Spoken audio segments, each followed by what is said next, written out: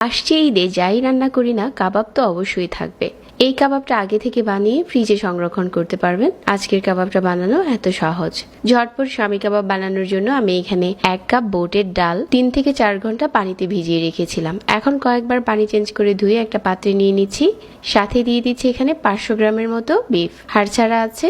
1 table চামচ নিয়ে নিচ্ছি আদা বাটা, আর এখানে 1.5 চা চামচ রসুন বাটা। লাল মরিচের গুঁড়া দিয়ে দিচ্ছি 1 চা চামচ, হলুদ গুঁড়া দিচ্ছি 1/2 চা চামচ, ভাজা জিরার গুঁড়া 1/2 চা চামচ, আর এখানে গরম মশলার গুঁড়া দিয়ে দিচ্ছি 1 চা চামচ।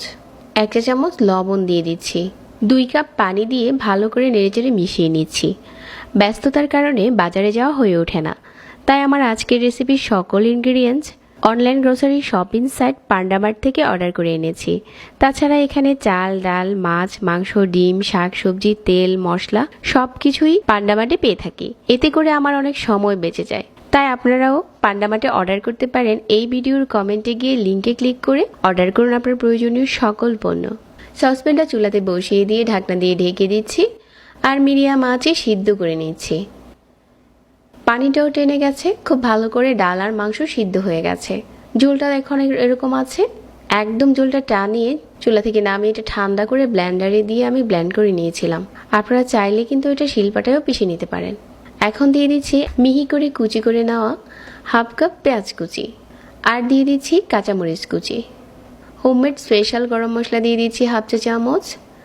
একটা লেবুর স্লাইস নিয়ে এখানে 1.5 চা চামচ দিয়ে দিচ্ছি লেবুর রস। সাথে একটা ডিম দিয়ে দিলাম। ভালো করে হাত দিয়ে মাখিয়ে নিচ্ছি সব কিছু একসাথে করে। এখন হচ্ছে এভাবে করে কাবাবগুলো বানিয়ে নিচ্ছি। হাতে একটু তেল লাগিয়ে বানালে হাতে লেগে আসবে না, আর উপরের সাইডটাও অনেক বেশি মসৃণ হবে।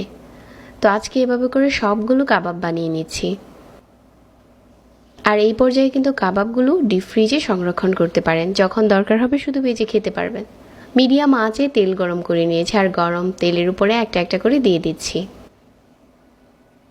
চুলার আঁচটা মিডিয়ামে রেখে কাবাবগুলো ভাজতে হবে, তাহলে উপর আর নিচে দারুণ একটা কালার আসবে। হালকা হাতে একটু নাড়িয়ে দিচ্ছি। কাবাবটা তেলে দেওয়ার পর খুব বেশি নাড়াচাড়া করা যাবে না, যতক্ষণ এটা ফ্রাই হয়ে যাচ্ছে। যখন এরকম লাল হয়ে গেছে, এই পর্যায়ে হচ্ছে তেল ঝরিয়ে উঠিয়ে নিচ্ছি। এখন কাবাবটা দেখেন কতটা সুন্দর হয়েছে। ঝটপট বানিয়ে নিতে পারেন এই রেসিপিতে কাবাব।